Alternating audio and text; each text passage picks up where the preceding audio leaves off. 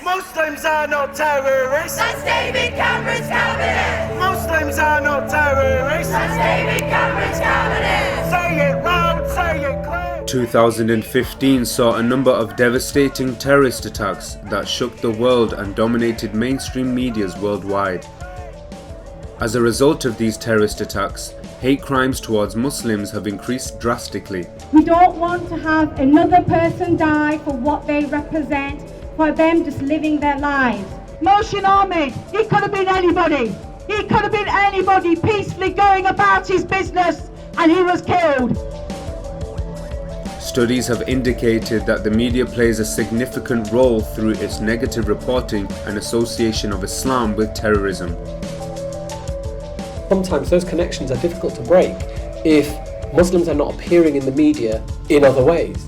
Are the media just reporting on what's already there, or are they indirectly or directly fueling Islamophobia? I can't answer that. I'm just not qualified to answer that. I'm really sorry. And with strong themes on British values and their incompatibility with Islam, I asked people what they think it means to be British. I have no idea. It's a good question. Good questions. That is the question, isn't it? I set out to find out how people perceive the media in terms of its role in perpetuating Islamophobia.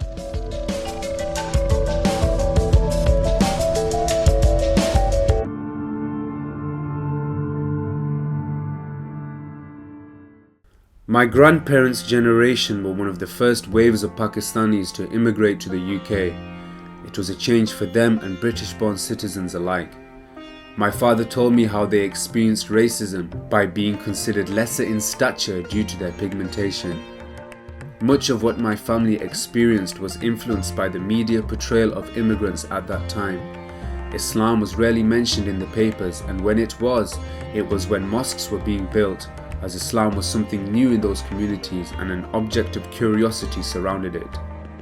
Growing up, I never seemed to question Islam. It seemed more like a tradition attached to my culture. I just accepted it as part of upbringing. Then post 9/11, everything changed.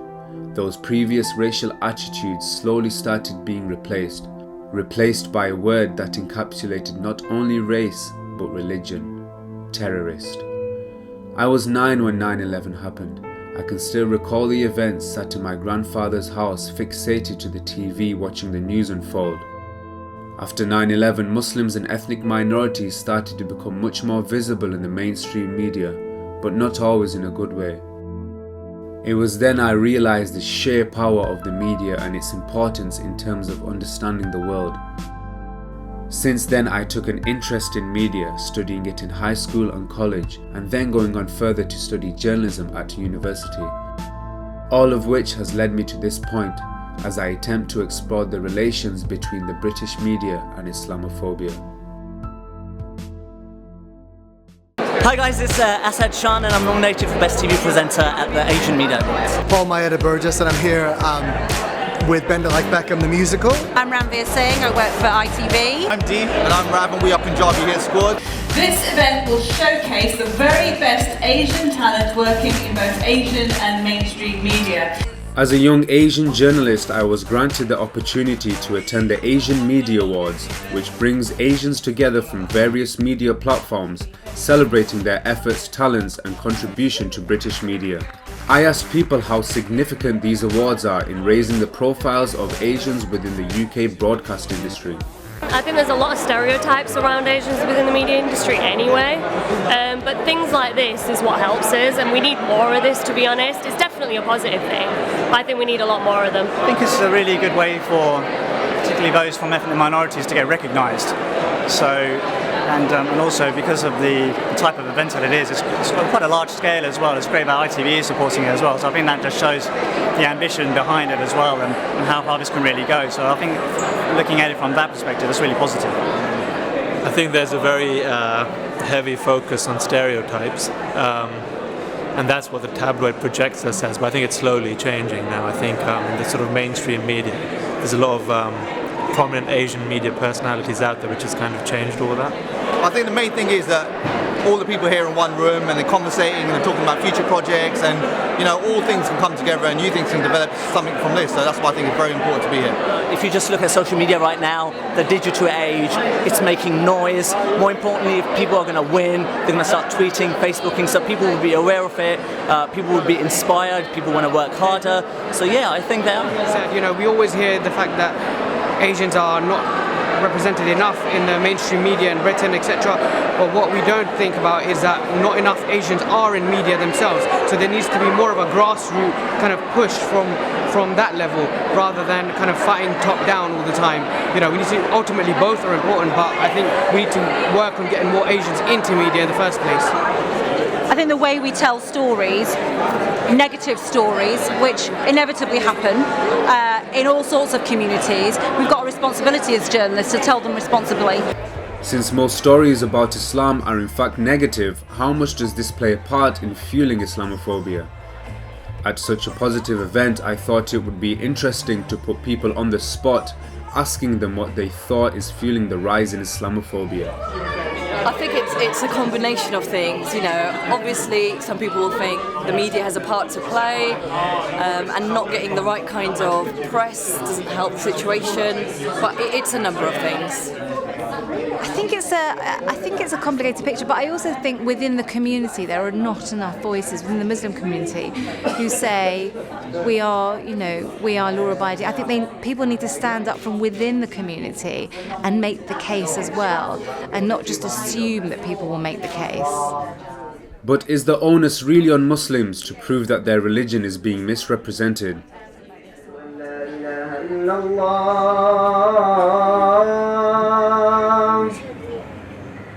أشهد أن لا إله إلا الله.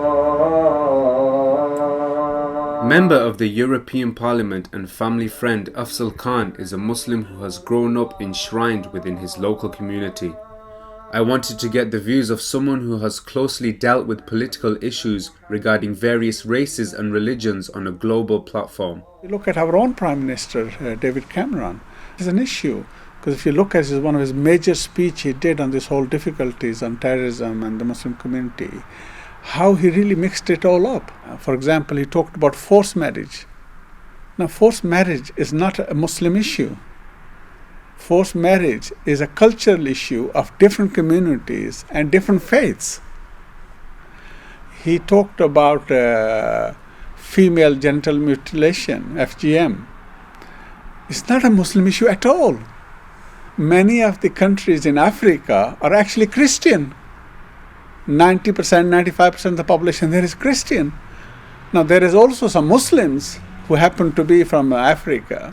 So it's actually an African issue, but he was quite comfortable in putting it at the doorstep of the Muslims.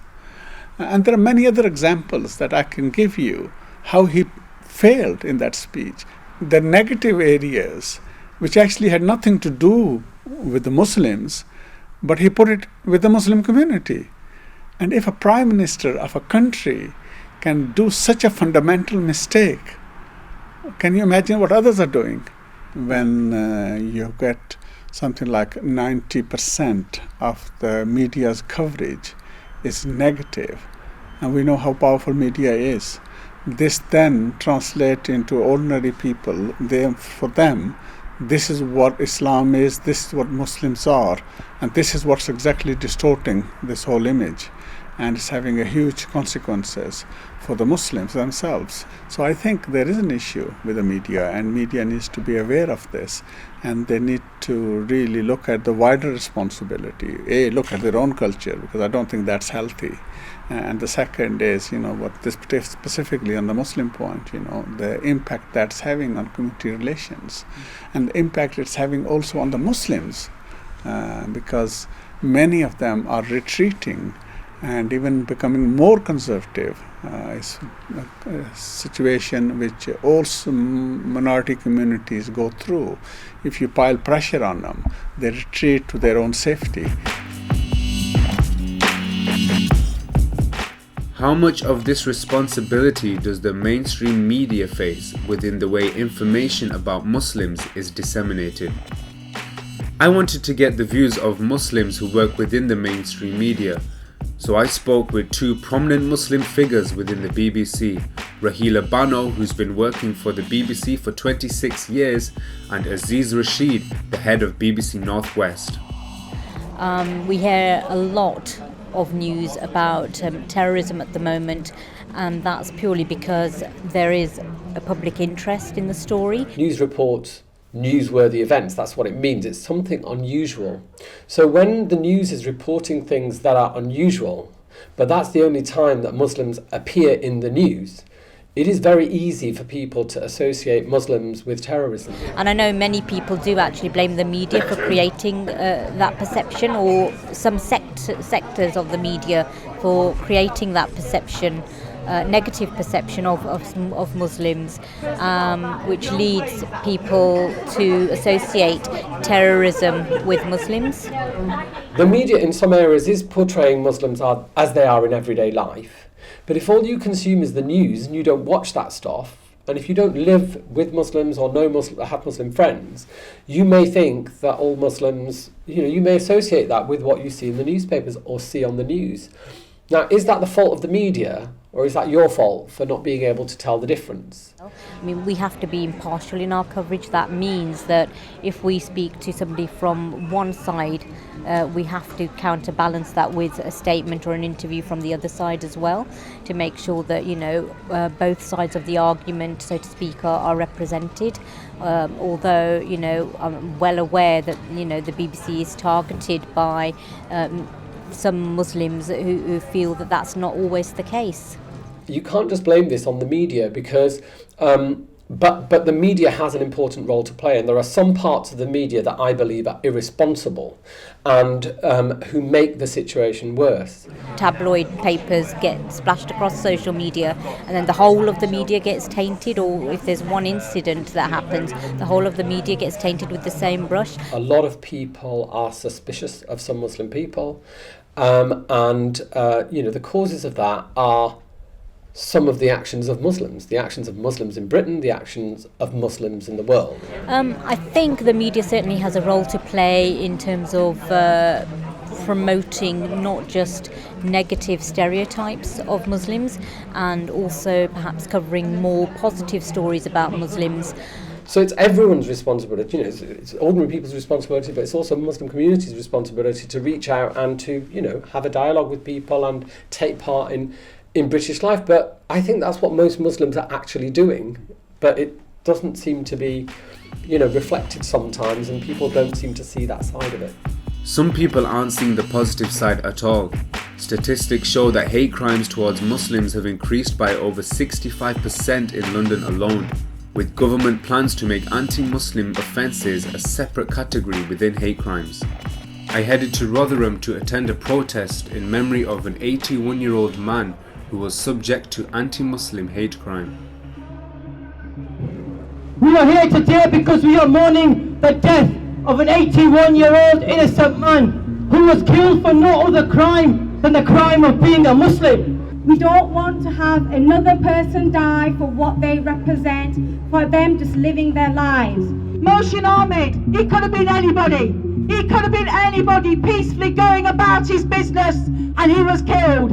It could be anybody's father or anybody's grandfather, and that's why we must raise our voices against this injustice. Mohsin Ahmed, an 81-year-old Muslim man from Rotherham, was attacked in August earlier this year.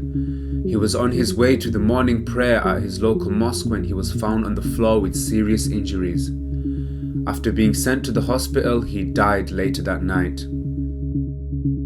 Community worker Maxine Bowler deals with these sort of issues regarding people from different faiths and beliefs. She told me that she isn't surprised Muslims are getting angry. To be honest, they are being prodded and prodded and prodded. The Charlie Hebdo stuff, right? I mean, I like the idea of free speech, but I think free speech has to come with responsibility. If you put images of the Prophet Muhammad and you prod, I think that was just like what they did to the Jews in the 1930s, to be honest. And again, I hate the idea of people being killed. But quite frankly, the way in which that was portrayed as well was a problem to me. So I think Islamophobia is sort of almost the last form of respectable racism. Not long after the 1 minute silence from Mohsin Ahmed, we started hearing chants from over the police barricades. Britain First were marching in response to the grooming gangs involving Pakistani Muslim men around the UK. Maxine told me that as well as the affiliation with terrorism, the portrayal of grooming gangs is another cause of Islamophobia. And I care about the child abuse scandal. But what I hate is the way in which they want to say that it's all Muslims who are responsible for this. We know that the truth is that most abuse cases take place by white people, but they don't want to put that in the press. They don't want to say that's the reality. And I think we have to be loud and clear that we want justice for the victims, but do not allow the racists to get away with blaming all Muslims. They've almost made the word groomer synonymous with being Muslim, just like they used to do the black mugger, really. And it's a disgrace, really, when you think about Jimmy Savile, the establishment, who actually are up to their eyes in child abuse, corruption, and there'll be much, much more of this comes out. And also, the last report that came out from a charity in this city said that most child abuse is done by white people, not Muslims. And I think, again, that you don't hear that, do you? It's like the headline news is Muslim groomers. Does this then suggest that certain news broadcasters have an anti-Muslim bias going beyond just reporting newsworthy events? According to a survey on the Northwest newspaper Asian Image, an independent poll claimed that a great majority of British Muslims believe that the BBC, ITV and Sky have an anti-Muslim bias. Muslims are not terrorists. That's David Cameron's cabinet. Muslims are not terrorists. That's David Cameron's cabinet. Say it loud, say it clear.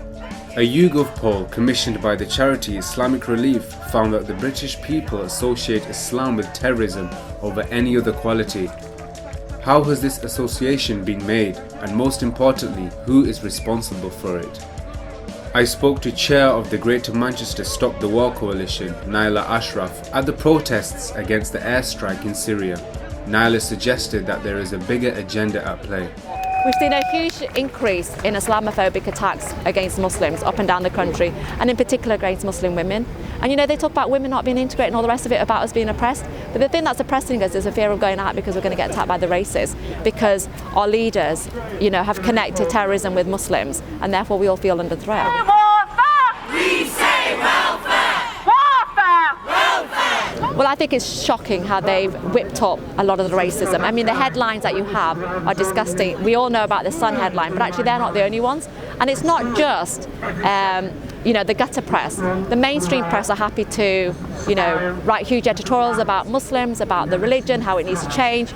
You know, you can't imagine them doing that about Jewish people anymore, but for somehow it's okay to talk about Islam in that way. And I think this is the racism they used to justify their war, and they've used it for the last 15 years. I think, you know, the press in this country and the government, the politicians, have got a drive for war, and it's absolutely disgusting. You only have to look at how they've attacked Jeremy Corbyn, for coming out and saying he's against war. Even now, all his members in the Labour Party support his position. Hundreds of people, thousands actually, up and down the country support Jeremy Corbyn. They're making out like somehow he's, you know, terrible for the country, he's putting, you know, his personal, you know, ideas before the, you know, the safety of the British people. I don't think he is, but I think the press have to take some responsibility for that. Because it's not about words, it is about actions. And if politicians in Parliament don't act, well, the British people have shown yet again that they will act. I think the war on terror hasn't helped at all. When you bomb innocent Afghanis, when you bomb innocent Iraqis, and then you get surprised that they fight back, what do? You have to blame it something on, you know, on their ideology. They don't like democracy, they don't like Western democracy. Prior to the Afghan war and the Iraq war, I was just a British person, I was an Asian, but ever since that war I've now become a Muslim, and everyone refers to me as if that's the most important part of me, you know, as if that comes before me being British or being a student or a professional or anything else. I think that's what's created Islamophobia in our society. So is it possible to be British and a Muslim? A recent survey by YouGov has shown that a staggering 55% of British voters currently believe that Islam is incompatible with British values, with just a mere 22% who think Islam is compatible. Being British and Muslim, I personally have no idea what the collective British values are that I should have. So I decided to ask people what they think British values means to them. God, what do I think it means to be British? I struggle with this idea. I have no idea. It's a good question. That's a really difficult question to answer. Good questions. Wow. That is the question, isn't it? British? It can be a lot of things, can't it? Really, you know, the way you speak, the way you talk, the way British passport. Does that mean that you're British? Not necessarily. It's how you act. For myself, to be British would be quite simply to have that British nationality. To be born in Britain is one way. To have immigrated over, and if you live in this society, you contribute into this society, you're a part of this society, then you might as well call yourself British. Completely different to what it was, say, 20 years ago. I mean, Britain's one big culture with lots of different people and lots of different values and opinions and people from different walks of life, so I don't really think there is an actual definition of what Britain is. It means to complain about the weather a lot. It means to be constantly cold. It means to be polite. To have somebody knock into you on the street and say, "I'm sorry for it." To be open and understanding. To be British, to me, it's not about the colour of your skin. It's a mentality of thinking. It's to be really open-minded and really accepting. It is apparent that people have different ideas of what British values actually are. What seems strange to me is that despite the constant emphasis of British values in the media, there is no clear explanation as to what defines these values. With such vague messages and the constant negative rhetoric used by the British media, with little emphasis on anything else, it seems as if we've forgotten what the positives actually are.